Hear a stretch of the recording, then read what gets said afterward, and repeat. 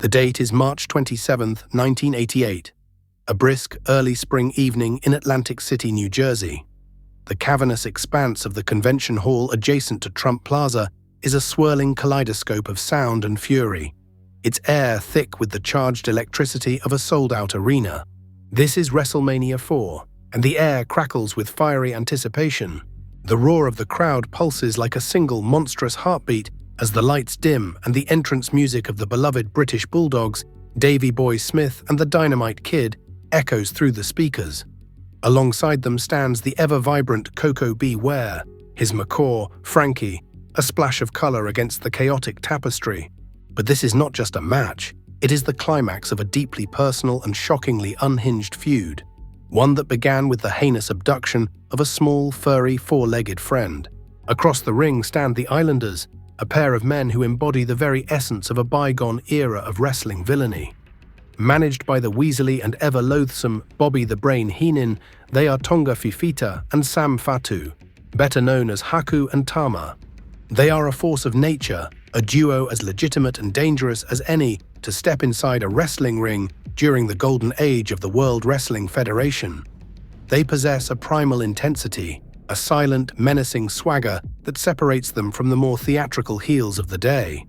As the bell rings, the six men collide in a maelstrom of raw power and athletic prowess. Dynamite Kid, a human whirlwind of aggression, launches Tama over the top rope with a single furious catapult. The Bulldogs are on fire, their offense a blur of power slams and drop kicks, all met with the Islanders' stubborn, unyielding resilience. Koko Ware brings his high-flying artistry to the fray, a blur of missile drop kicks and Frankensteiners, but the Islanders are a rock, absorbing the punishment and waiting for their moment. The match is a perfect microcosm of the late 80s Federation Tag Team division, fast-paced, high-impact, and dripping with storyline. But it's the ending that is most telling. With all six men brawling, the referee loses control. The Bulldogs are ordered to their corner, a momentary distraction that the Islanders exploit with ruthless cunning. In a moment of pure Heenan-esque cowardice, Haku and Tama grab their manager and with a single collective heave, throw him onto Koko Ware. The impact is enough to secure the pinfall, a shocking and ignominious end for the fan favorites, and a triumphant, albeit underhanded victory for the dastardly villains. The Islanders stand tall, a formidable, sinister tag team at the height of their powers, having just scored a pinfall victory at the biggest event of the year, over one of the most popular teams in the Federation. They were a genuine threat, a tag team with credibility, grit, and a manager whose name was synonymous with success.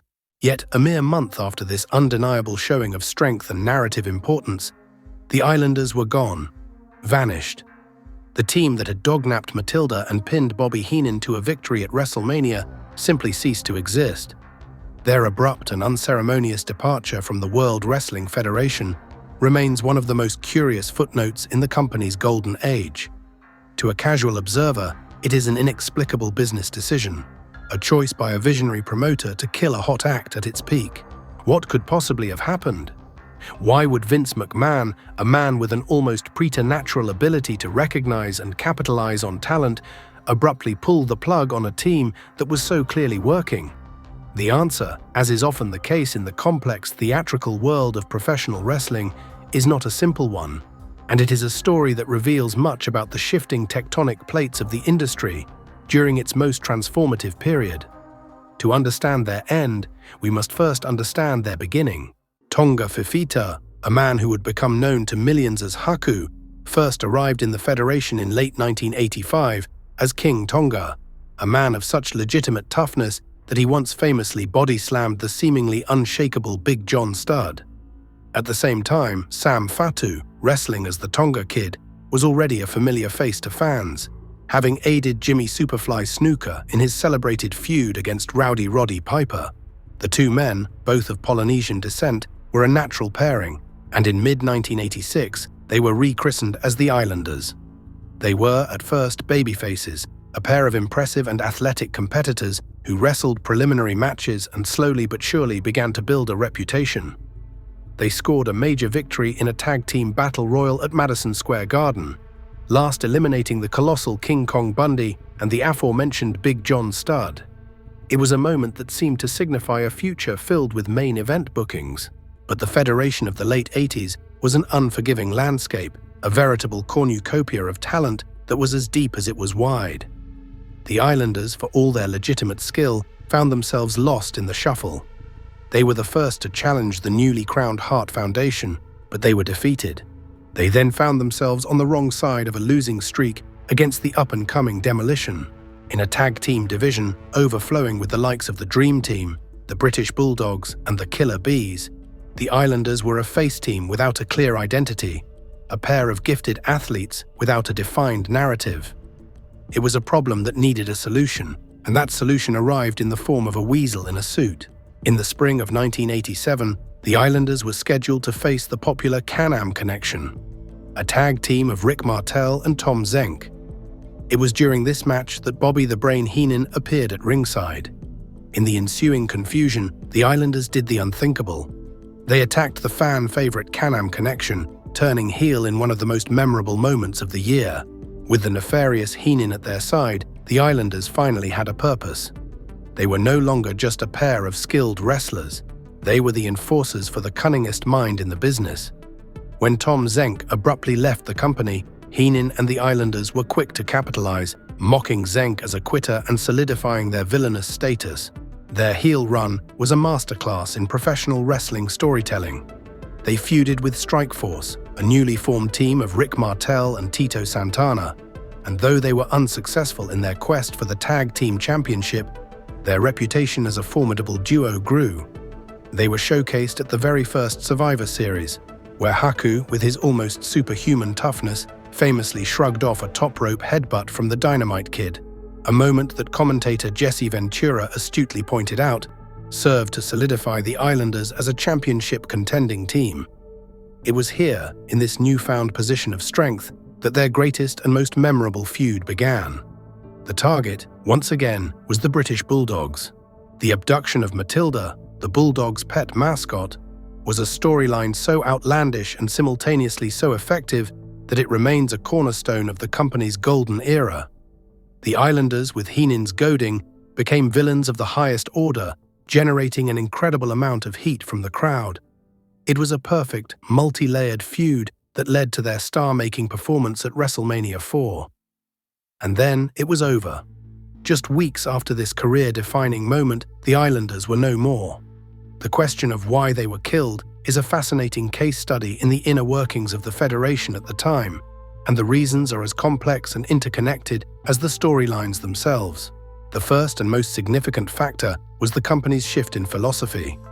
The Federation was moving decisively from an era of legitimate, tough-as-nails wrestlers to a cartoon-like era of outlandish gimmicks. Demolition, with their face paint and spiked leather, were a clear example. Even the beloved Bushwhackers, with their goofy, arm-licking antics, were a product of this new reality. The Islanders, for all their legitimate toughness, were not cartoonish. They were not flashy. They were tough Polynesians, and while that made them formidable in the ring, it made them difficult to market outside of it. In an era when the Federation was expanding into selling action figures, lunchboxes, and t-shirts, the Islanders had no catchy catchphrase, no standout identity beyond their legitimate toughness. They were simply too real for an era that was becoming increasingly unreal. This brings us to the issue of saturation. The late 80s Federation Tag Team division was an absolute shark tank, stacked with teams that were not only talented, but also had more easily marketable gimmicks. The Hart Foundation were the perfect technical heels. The British Bulldogs were the beloved brawling underdogs. Demolition were the dark, brooding champions. The Powers of Pain were the monstrous super heavyweights. In this sea of creative innovation, the Islanders, for all their skill, were in danger of getting buried by sheer volume. They were, in a sense, a victim of their own straightforward credibility. They were so good at being a tough, menacing tag team that they didn't have the theatrical sparkle that Vince McMahon was beginning to demand from all of his wrestlers. Finally, we arrive at the most probable and most human reason for their demise, the departure of Tama. While there is no smoking gun and the official narrative is often obscured by the passage of time, it seems that the team was creatively sidelined. Tama, in all likelihood, saw the writing on the wall. The team was going nowhere, and he wasn't being considered for a singles push. In an era when McMahon's personal blessing was the only currency that mattered, the Islanders simply never seemed to have a true advocate backstage.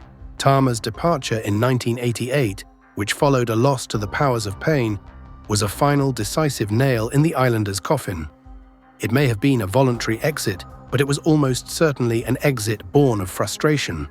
A choice to walk away from a company that had decided in its infinite wisdom that a legitimate feared tag team had no place in its increasingly fantastical universe. Haku would go on to have a successful singles run, but the Islanders, that brief, compelling footnote in the history of the Federation's golden age, were gone for good. They were a victim of a changing philosophy, a saturated market, and an era that was leaving genuine toughness behind in favor of pure theatrical spectacle.